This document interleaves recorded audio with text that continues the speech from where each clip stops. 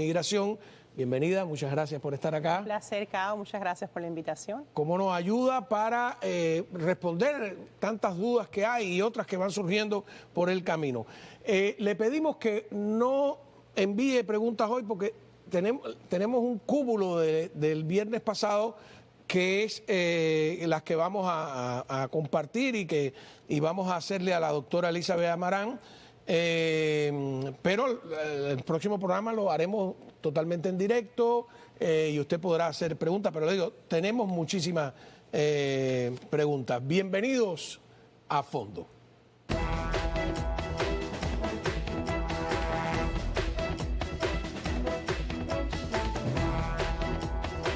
Muy bien, pregúntale a Amarán, la doctora Elizabeth Amarán con nosotros.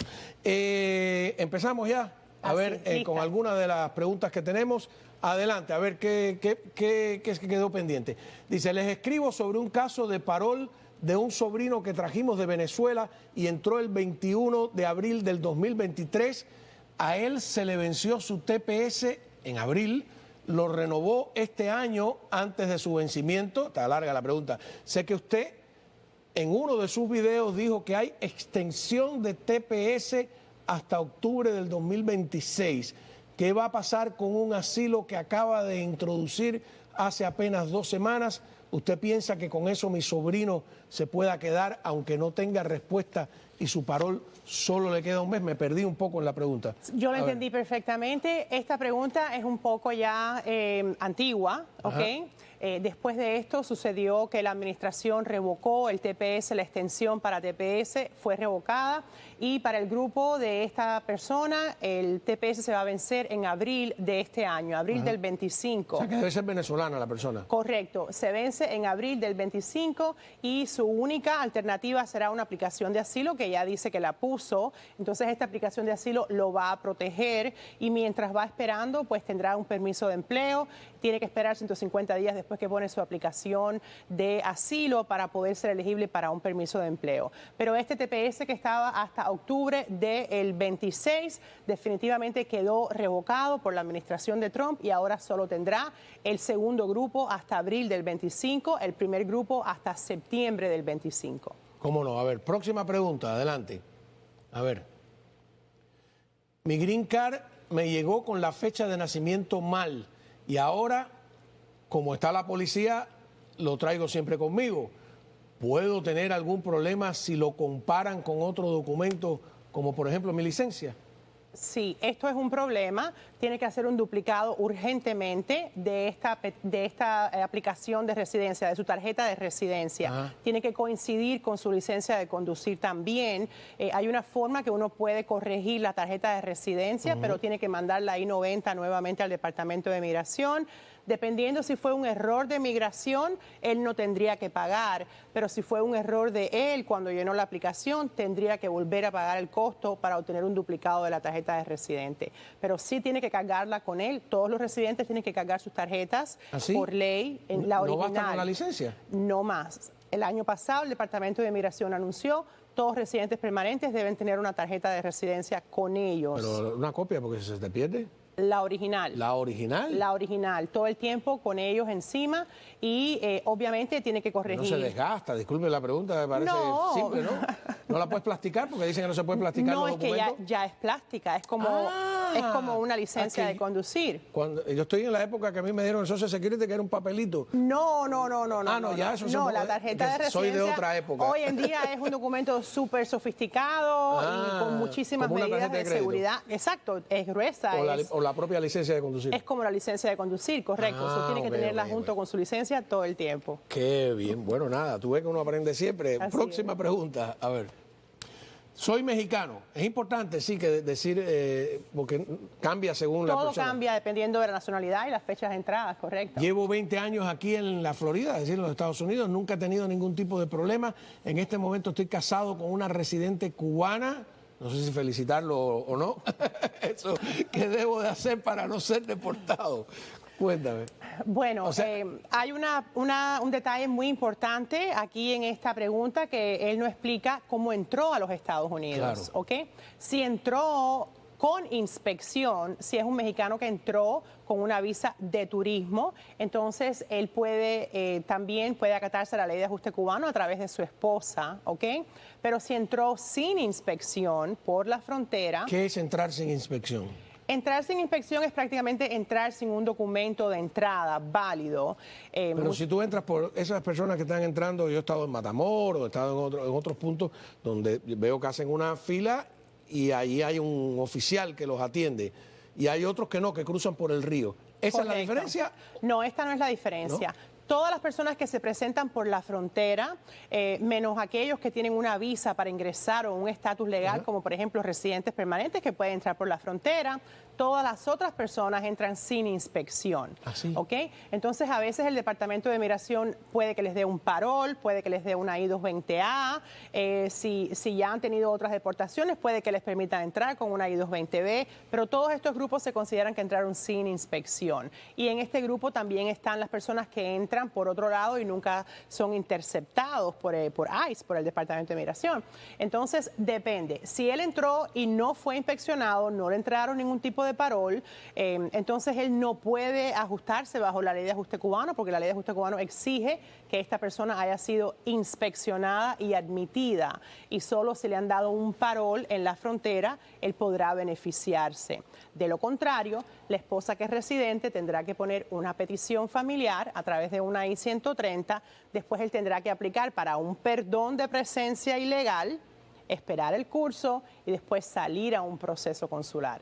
Es mucho más largo el proceso si él entró sin tiene inspección. Solución. Tiene solución, pero es cuestión de tiempo. Claro. Ahora, yo no sé si es que estuve siempre equivocado o en mi memoria hubo una época en que el hecho de que hayas entrado y un guardia fronterizo o un oficial te haya visto ya era considerado inspección. A veces yo noto que las regulaciones migratorias cambian. Antes era mejor venir por el mar, después por la frontera, y ahora ya ni se sabe. Realmente lo que ha cambiado es la aplicación de la ley. O la interpretación también. Y la interpretación. Cuando existe un grupo de personas o una clasificación de ciertas personas que cuando entran a la frontera se consideran que están buscando admisión, ¿ok? Entonces a estas personas se les llama en inglés como arriving aliens, una persona que está buscando admisión, una persona que está en llegada, que se presenta en un punto de inspección determinado por el Departamento de Migración. Estas personas son los arriving aliens. No es un inspeccionado. No necesariamente, pero sí, en la mayoría de sus casos, estas personas que son arriving aliens son clasificados bajo una categoría diferente a las personas que, por ejemplo, no se presentan en el punto de inspección y son interceptados un poco más lejos de la frontera, como cuando la patrulla fronteriza sale a buscar a las personas y los interceptan fuera del punto de control. Aquí hay una distinción bien difícil para la ley, porque ellos tienen establecidos ciertos puntos y muchas personas se quedan esperando en este punto para que los recojan, y hemos tenido precedente legal en donde hemos podido determinar que si usted se presenta en un punto de inspección, pues ya se considera que usted está buscando admisión y también entra como un arriving alien. Pero el Departamento de Migración ha aplicado esto de una manera un poco sin el mismo criterio. Entonces, aquí es donde surgió el litigio de las I-220A, muchas de estas personas llegaron al punto de inspección y, sin embargo, en vez de darles un parol y permitirles una admisión legal, pues les han dado una I-220A. Es complejo, pero en el caso de las personas que están buscando ajustar estatus dentro de los Estados Unidos, como este señor a través de la esposa residente, sí tiene que haber recibido un parol cuando entró por la frontera para poder ajustar bajo la ley de ajuste cubano. No, es tremendo porque yo estaba viendo personas con la I-220A que llevan aquí 2 años, que ya tienen un buen trabajo, carro, el hijo en la escuela. Y tú dices, pero que te viren así tan... Es tremendo, ¿no? Después vamos a hablar de eso, de las citaciones y de las prohibiciones. Pero veamos la próxima pregunta. Dice, yo ayudé a una persona dándole mi dirección para aplicar al CBP One, pero Ya estando acá me entero que es un comunista que tenía un cargo importante en Eléctrica de Holguín, que abusaba de su cargo y era el responsable de decidir las áreas y la cantidad de horas y días de reprimir al pueblo de la electricidad. ¿Cómo podría denunciar esto en Portland, Oregon? Está interesante, no había visto ese tipo de preguntas hasta ahora. Es más política que migratoria, sí, ¿no? Sí, no, realmente este fue uno de los puntos más peligrosos de las aplicaciones del parol humanitario.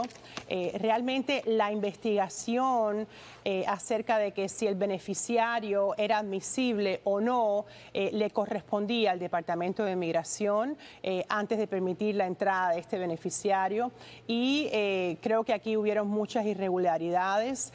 Ser una persona que en algún momento pues perseguiste a alguien por su opinión política o de alguna manera participaste en alguna posición en donde discriminaste o abusaste de otras personas o trabajaste con detenidos. Estos son áreas de inadmisión para los Estados Unidos, para la ley de migración. Sin embargo, este programa de parol humanitario no se implementó de esa manera, y estas cosas así, bueno, pues surgieron que muchísimas personas que serían inadmisibles pudieron entrar bajo el programa de parol. Existe una línea donde uno puede denunciar ciertas irregularidades de inmigración. ¿Ah, sí? Es una línea de fraude, técnicamente. No sé hasta qué punto esto puede ser considerado fraude, pero definitivamente lo puede traer a la luz al Departamento de Migración, sobre todo porque este beneficiario en algún momento va a querer aplicar para la residencia. Claro. Y aquí sí le van a hacer este tipo de preguntas. Entonces, este sería el tener cuidado momento. también con las denuncias frívolas. Hay Correcto. una página, cuando regresemos de la pausa, yo les voy a enseñar, hay una página donde hay un número de represores que usted puede hacer allí su denuncia, no puede ser anónima, tiene que ser con nombre, apellido, etcétera. Y también ya vimos ayer que el congresista Carlos Jiménez ha entregado a Homeland Security una lista de 108 represores, miembros del Partido Comunista a niveles altos, o incluso espías o agentes de la seguridad del Estado. Volvemos para que usted le pregunte a la doctora Elizabeth Amarán. Muy bien, continuamos aquí con las preguntas que quedaron pendientes. Repito, no escriba ahora porque tenemos una acumulación de preguntas tan grandes que ustedes han enviado, que hemos pedido ayuda a la doctora Elizabeth Amarán, abogada de inmigración. Te agradecemos de verdad que estés aquí un placer compartiendo tus conocimientos con nosotros y con el público. ¿Lista para la próxima Lista, pregunta? siempre lista. A ver, antes de ir a la pregunta, disculpa, a ver si producción después me busca la página de internet donde usted puede denunciar, que lo habíamos prometido, a algún represor. ¿La tenemos ya? A ver, ahí. Represores cubanos, ¿no? Ahí hay también algunos que viven en Cuba, como ven, ¿no? Como el cantante de Buena Fe, etcétera.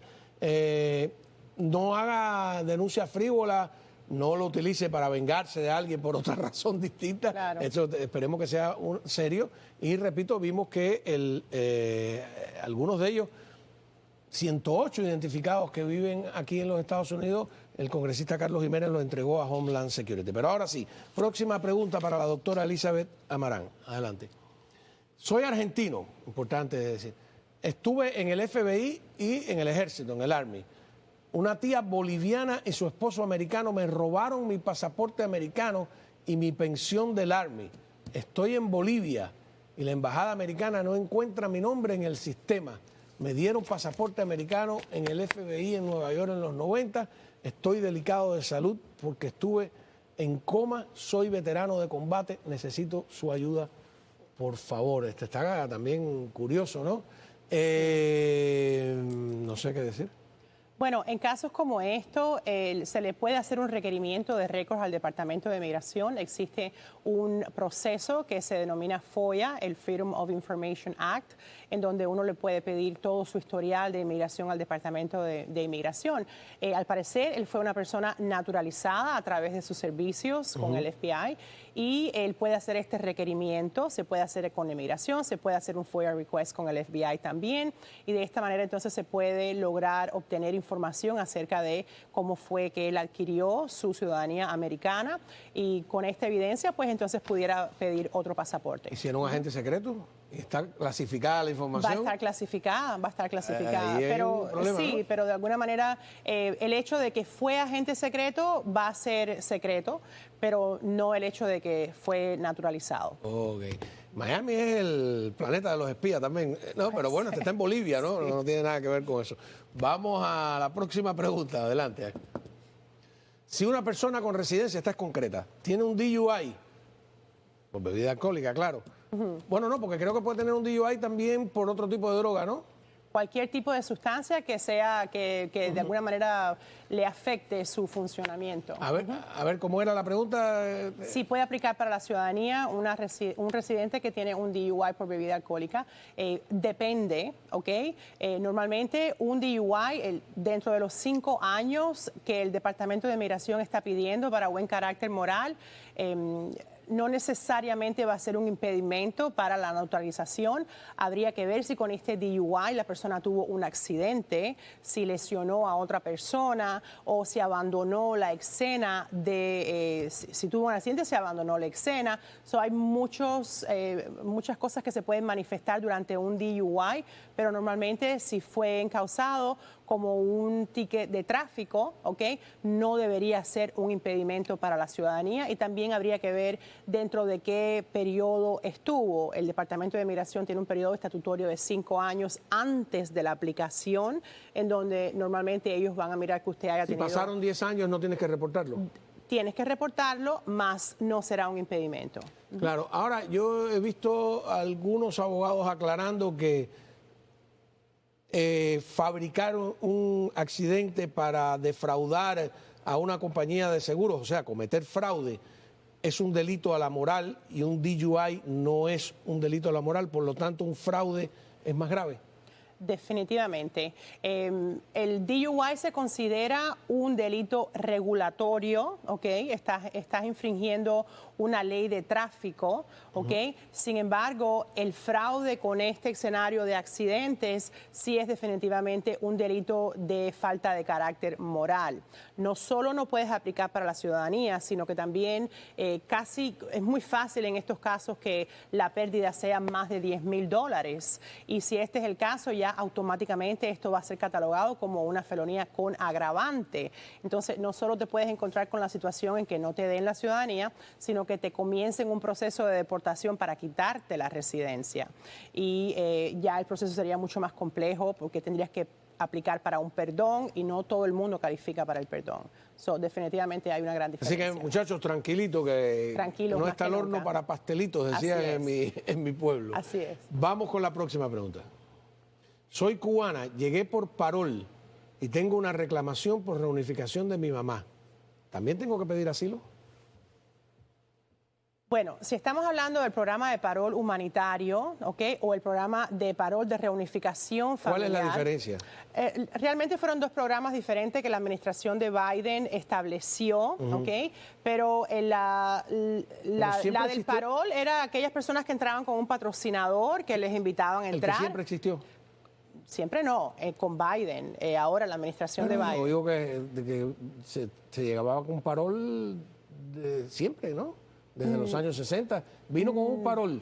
Bueno, vino con un parol significa que entró con un parol, así lo estoy interpretando, que entró bajo uno de estos programas de parol, exacto. Y el programa de reunificación familiar es que la persona tenía ya una petición familiar pendiente, una I-130, y le acortaron el tiempo. Ella al parecer es una persona adulta, ella calificaría para el programa de reunificación familiar y entró también bajo este programa de parol. En los 2 escenarios, sin embargo, está afectada porque la administración de Trump ha anunciado que están de alguna manera frizando temporalmente todas las aplicaciones de residencia para las personas que entraron bajo estos programas de parol porque quieren investigar la legalidad de estas entradas. Entonces, ella quiere saber si tiene que poner una aplicación de asilo también. Yo diría que sí, para protegerse, pero si tiene temor de regresar a su país de origen, no puede poner una aplicación de asilo frívola, ¿ok?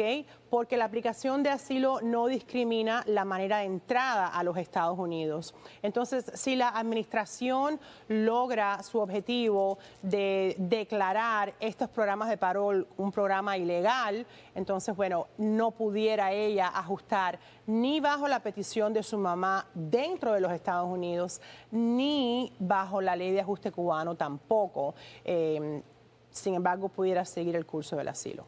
Que es curioso porque de alguna manera la batalla ha sido contra las personas que han entrado ilegalmente, pero muchas de estas personas que llegaron con parol las trajeron en avión, las fueron a buscar, lo promocionaron en los medios, en la televisión. Es correcto. La sensación es que tú estás entrando legalmente. Y ese es el argumento de defensa. Ese es el argumento de defensa para aquellas personas que entraron bajo este programa. La administración de Trump ha tomado la posición de que estos programas fueron ilegales, ya que el parol se utilizó de una manera incorrecta, de una manera demasiado general y quiere declarar los programas ilegal. Por lo tanto, la presencia, la entrada de estas personas también sería ilegal. Sin embargo, la defensa es que en el momento que el programa se implementó, estas personas entraron de una manera legal. Ellos siguieron la ley, se registraron, entregaron los documentos correctos y se les permitió la entrada. Esto todavía no tenemos una decisión definitiva en cuanto a la legalidad de los programas, pero al día de hoy sí sabemos que están temporalmente frisadas estas aplicaciones. Si lo declaran ilegal, no podría pasar que dice, bueno, ya no sé, nadie más entra con ese programa. O si lo declaran ilegal, es retroactivo. Si lo declaran ilegal, sería retroactivo, incluso para las personas que entraron. El programa ya está parado hace tiempo. Es un poco antiderecho, ¿no? El derecho... Definitivamente, normalmente nuestras leyes y nuestros precedentes... Tú no has cometido un delito que no estaba escrito. Correcto. Sin embargo, existen muchísimas regulaciones de inmigración que también son aplicadas retroactivamente. ¿Así?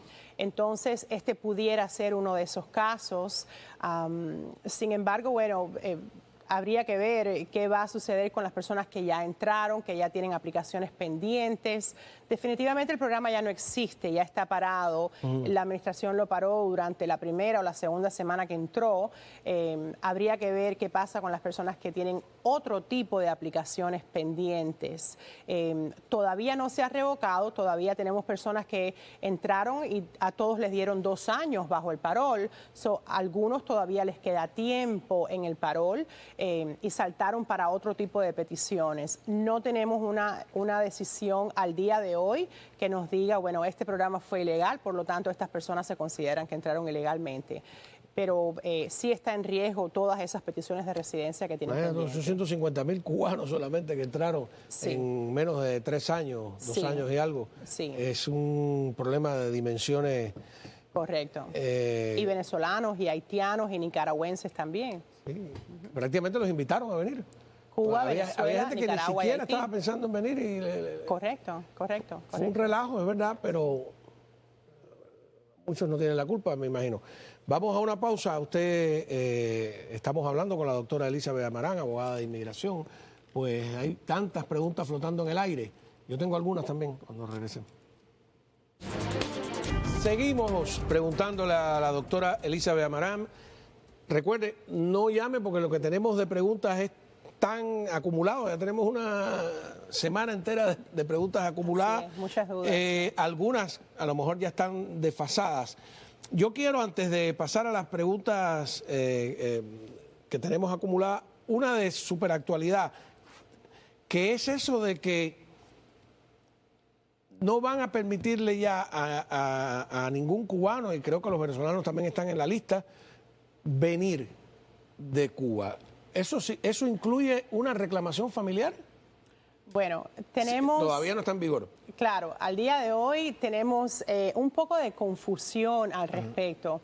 El hilo de la historia es que sabemos que en el 18 el presidente Trump sí tuvo una especie de prohibición de viaje, un travel ban, que incluyó ciertos países en ese momento, y él prometió que iba a hacer lo mismo en esta administración.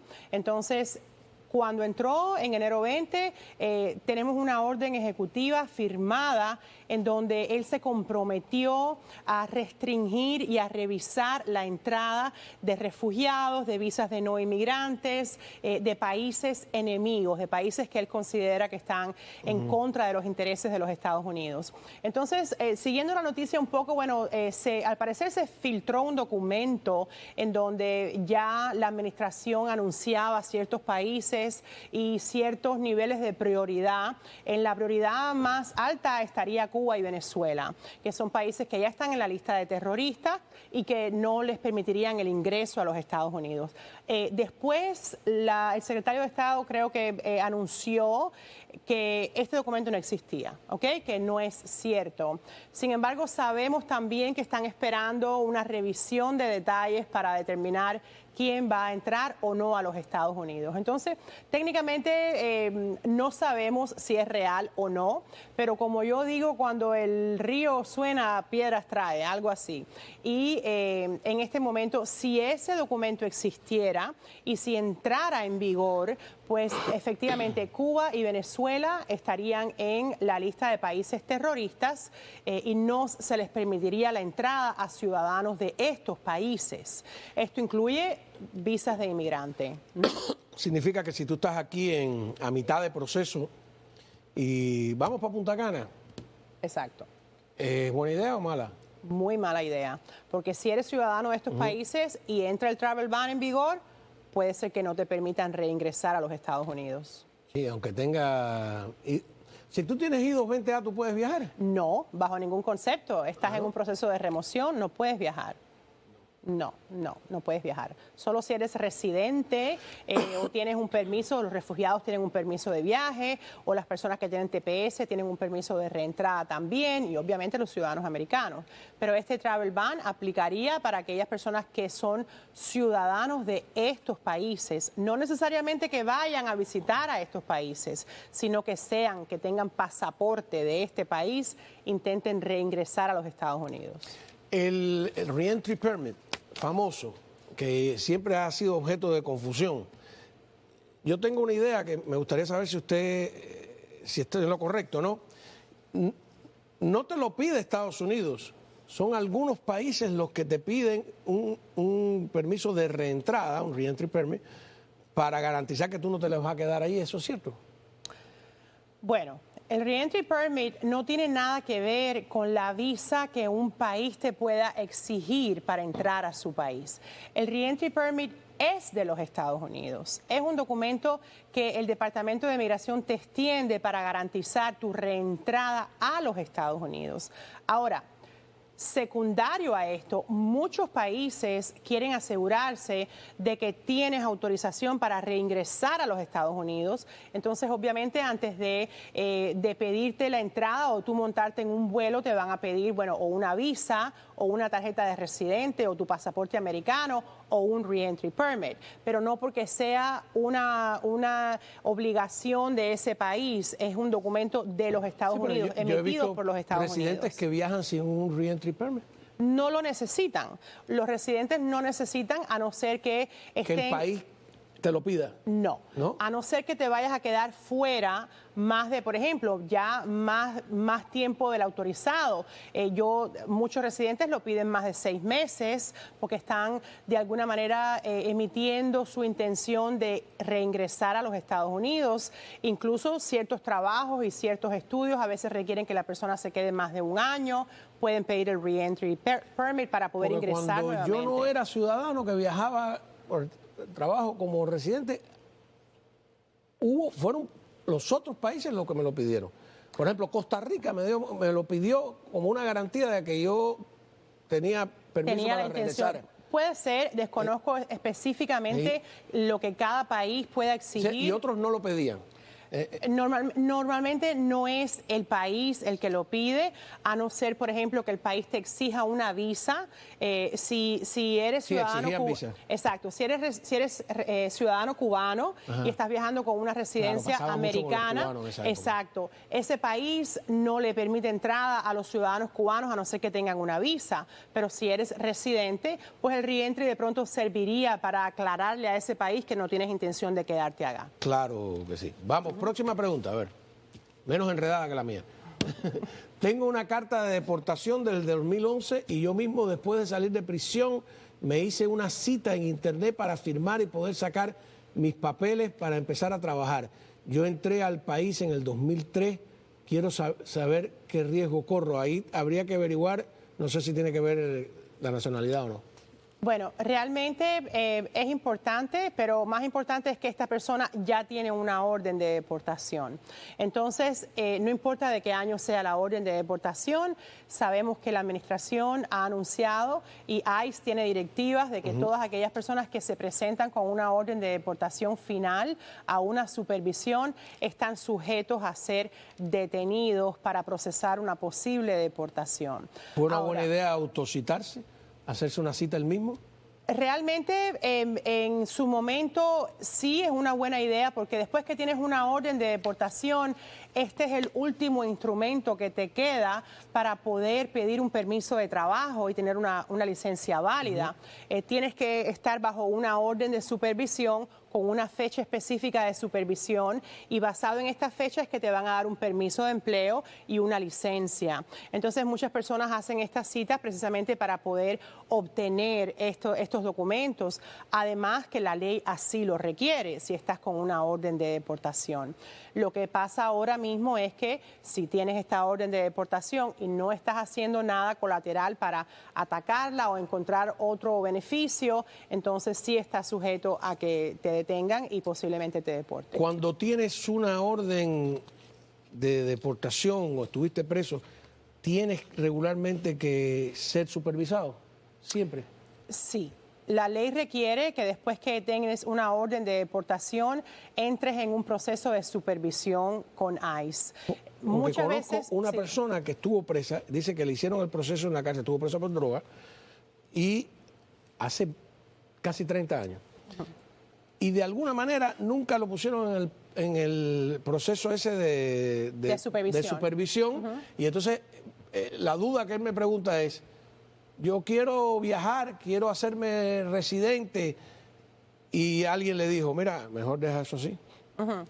Sí, normalmente para aquellas personas que tienen órdenes de deportaciones muy antiguas, realmente no hicieron seguimiento con ICE, quizás se reportaron una vez y más nunca se reportaron. ICE no tuvo la capacidad de estar atrás de ellos para verificar si se estaban reportando o no. Existen miles de casos de personas que no se reportaron. Que mejor dejar eso tranquilito. Y simplemente están así en el aire. Las personas más recientes, incluso las personas que entran directamente con I-220A, I-220B también, sí les ponen una orden de supervisión y tienen que cumplirla, pero la ley sí requiere, la ley de inmigración, que si tienes esa orden de deportación, tú mismo, si perdiste una fecha, tienes que volver a reanudar tu cita. Dice que nunca, desde que salió de la cárcel, yo le digo, mira, confórmate, ve a las montañas rocosas. Claro, también la situación también era que estas personas antes podían tener licencias de conducir por un tiempo más extendido, no tenían necesidad de ir a reportarse, pero en la actualidad ya el Departamento de Vehículos y Motores, si no tienes un permiso de empleo, no te dan una licencia. Pero sí tienes permiso de empleo. Si no te estás supervisando, no tienes permiso de empleo. No. Correcto, correcto. A no ser que lo tengan bajo otra categoría. Pero la última categoría que ya les queda a estas personas es un permiso de empleo bajo la orden de supervisión. Si tú tienes una carta de deportación, ¿no tienes un permiso de empleo? No. Si no tienes nada más, si no tienes una supervisión o si no tienes, por ejemplo, hay muchas personas que tienen una orden de deportación y tienen lo que se llama withholding of removal, que es una especie de nivel más alto de asilo, en donde no pueden efectuar tu deportación. Estas personas también tienen derecho a un permiso de empleo, pero tienes que tener algo colateral a la orden de deportación. La orden de deportación sola no te va a dar un permiso de empleo. Vamos a una pausa, regresamos con más preguntas a la doctora Elizabeth Amarán. Vamos con la doctora Elizabeth Amarán. Un placer. A ver, preguntas acumuladas, hay tantas preguntas, hay tanto nerviosismo, ¿no, verdad? Y hay incertidumbre de muchos tipos. Adelante. Mi sobrino, ciudadano, hizo la petición familiar a su padre que reside en Cuba. ¿Cuál es el tiempo aproximado de demora de la petición de hijo a padre? Bueno, realmente este proceso no está sujeto a un número de visa. Su papá se considera un familiar inmediato, en la categoría inmediata. Así que el tiempo promedio para una petición en esta categoría, diría yo, es como un año aproximadamente. Después que lo aprueben acá, dentro de los Estados Unidos, va a pasar al Centro Nacional de Visas y cuando todo esté completado acá, pues le envían el caso a la embajada y la persona sería citada para una cita para, bueno, recibir su estatus de residente una vez que entre a los Estados Unidos. El proceso aproximadamente un año y medio, diría yo, pero es el más rápido, es la categoría más rápida de todas las peticiones. Si entra en vigor el documento, bueno, usted dice que Marco Rubio dijo que no era cierto, ¿se suspendería esto también? Sí. Este tipo de visas también estarían en peligro, son consideradas visas de inmigrantes. No sabemos si van a estar sujetas a una especie de investigación más profunda para asegurarse de que la persona que entra con esta visa pues definitivamente no representaría un peligro para el país, pero una de las visas que estarían, una de las categorías definitivamente serían estas visas de inmigrante. Próxima pregunta. A ver, mi hijo entró con CBP One, 31 de octubre, tiene fecha de corte para el 8 de abril, aún no ha podido aplicar al asilo porque empezó solo hace unos días a trabajar. ¿Podría presentarse a la corte sin abogado? Bueno, el contexto acá de la pregunta, todavía tiene tiempo para poner su aplicación de asilo si entró en octubre y su corte es en abril. Un año, ¿no? Exacto, tiene un año. Ahora, lo que estamos viendo en muchos casos es que cuando la persona se presenta sin un abogado, muchos jueces tienen la autoridad de hacer lo que se llama una entrevista expedita de un asilo y pudiera encontrarse con la sorpresa de que el juez le puede preguntar los méritos acerca de su caso y si no sabe qué responder, pues el juez tiene autoridad para entrar una orden de deportación en ese momento. El extender una cita para que una persona busque un abogado es completamente discrecionario de un juez. Y también hay que saber que si el aplicante es quien pide la extensión, el reloj para propósitos de acumular tiempo para el permiso de trabajo bajo el asilo. En este caso, él no tiene un asilo radicado todavía, ¿ok? Pero es discrecionario del juez que le extienda otra cita. En mi opinión, si él va a presentarse frente a la corte, tiene que hacer arreglos para contratar un abogado. Es un proceso sumamente serio, donde va a haber un fiscal del gobierno y va a haber un juez, y el juez no le puede dar consejo legal y el fiscal no va a representar sus intereses tampoco. Entonces sería enfrentarse a un sistema en donde realmente, pues, si él no sabe cómo defenderse, te van a moler. Está en desventaja. Si te llama, ¿a dónde es que están llamando en Broward a las personas con I-220A? El centro de reporte está en Miramar. En Miramar. ¿Okay? Normalmente las personas tienen que reportarse con ICE. Todas las personas que tienen I-220A, I-220B o tienen órdenes finales de deportación tienen que reportarse con ICE en Miramar. ¿A ese momento de reportarse también es bueno ir con el abogado? No, normalmente aquí no va un abogado a no ser que el abogado vaya a radicar un paro de remoción o tenga que discutir un tema legal con el oficial de deportación. Normalmente cuando las personas están bajo un proceso de supervisión normal, el abogado no tiene ninguna función porque simplemente y los que llegan sin tener nada abierto allí, que no hicieron nada porque se les olvidó, por desidia, por vagancia, porque no sabían, ¿están en un mayor peligro que los que sí tienen, por ejemplo, un caso abierto de... Sí, definitivamente, y este escenario lo estamos viendo muy frecuente, donde personas se están reportando con I220A, no tienen ningún alivio radicado y se encuentran con la sorpresa de que son detenidos y puestos en un proceso de deportación. Hay que recordar que la I220A es un instrumento que le permite a la persona salir para presentar una defensa. Si saliste bajo la I220A y no pusiste ¿Saliste de dónde? ninguna... ¿De la cárcel? No, cuando te detienen en la frontera, cuando entraste, si saliste de esa detención, de esa custodia bajo I220A, es para que presentes una defensa. Si no la presentaste, pues no tiene sentido que estés dentro de los Estados Unidos. Ya entendí, ya entendí. Exacto. Esta es la razón por la cual muchas personas están siendo detenidas. Exacto. Próxima pregunta. Yo quiero hacerle la reunificación a mi niño que tiene 8 añitos, pero tengo miedo por todo lo que Trump dice. ¿Qué usted me recomendaría hacer? ¿Le aplico ya antes que todo empeore? O sea, hace la solicitud, espero a ver qué pasa. Bueno, definitivamente aplíquele ya, porque pase lo que pase, pues esa petición tiene que pasar un curso. Claro. No sabemos si es un ciudadano pidiendo a un niño o un residente pidiendo a un niño pequeño. De cualquier manera... Hasta ahora Trump no se come a los niños todavía, ¿no? Digo yo, que por Todavía, todo.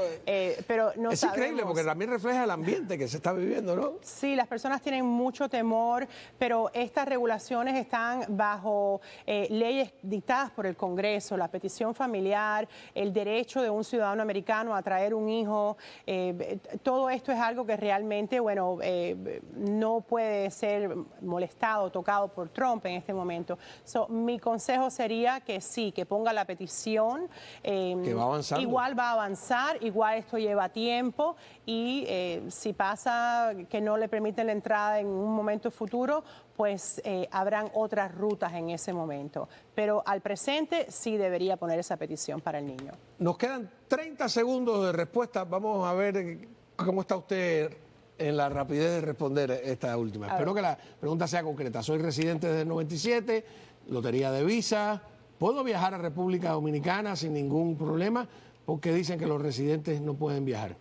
Bueno, depende si entra el travel ban. No veo ningún problema. El único problema pudiera ser que fuera cubano, que viajara a República Dominicana y no le permitieran entrar porque está en el país que es designado dentro del travel ban.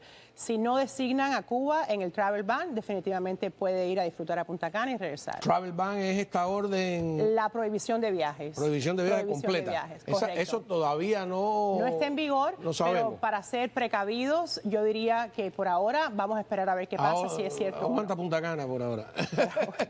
Tómate la presidenta que vaya aquí. Que vaya a Los Cayos por ahora. Tranquilo.